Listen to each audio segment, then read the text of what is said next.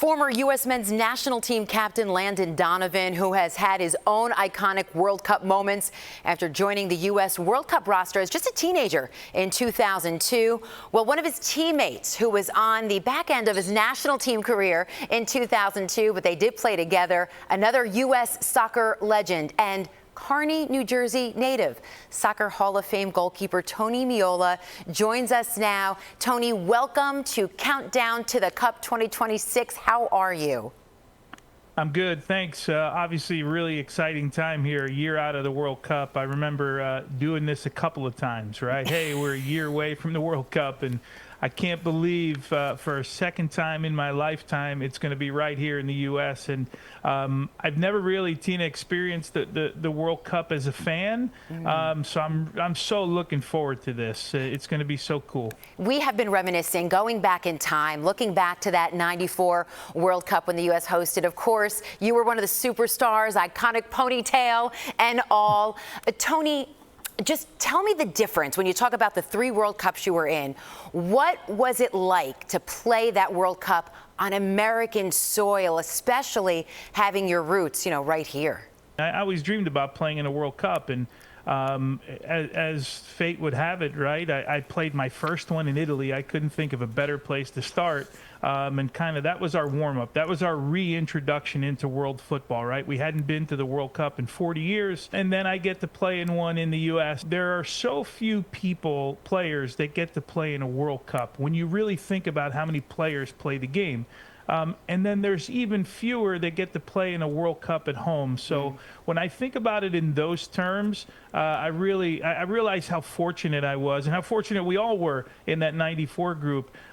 Moving forward to 2026, I hope these guys have half the experience we had and double the success that we had in that World Cup, because this team, although they're going through a little bit of a rough patch right now, are still some really talented players, and hopefully being at home and understanding sort of the magnitude of the moment, they will rise, and I'm sure that they will.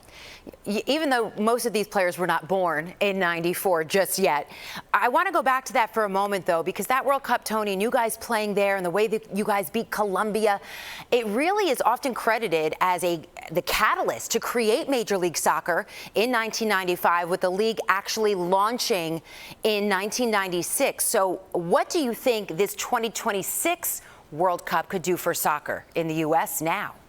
Well, you didn't have to remind me that most of them weren't born yet in that World Cup. We have grown when you really think about 1994 to 2025 and how we've grown as a sport with soccer-specific stadiums all around Major League Soccer, the international crowds that come for multiple teams, not just the U.S. men's national team.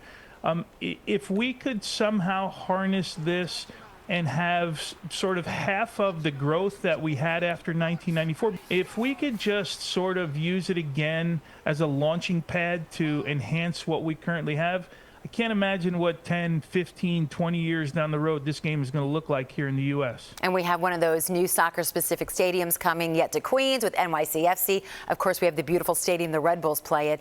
Tony, you mentioned this current U.S. men's national team. They're coming off a rough match against Switzerland. You have CONCACAF Gold Cup starting this weekend. What is crucial for this U.S. team over the next year? Not to just get results when it culminates at the World Cup next summer, but to prove that they belong with some of the top nations in this sport.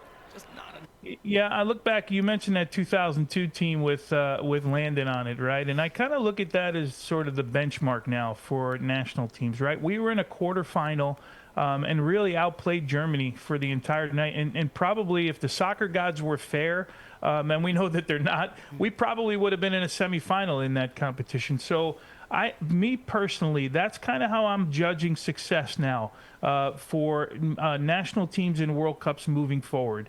I thought in 2022 we were pretty good, still second youngest team in the tournament, so it's hard to ask that particular group to get there, but we showed signs.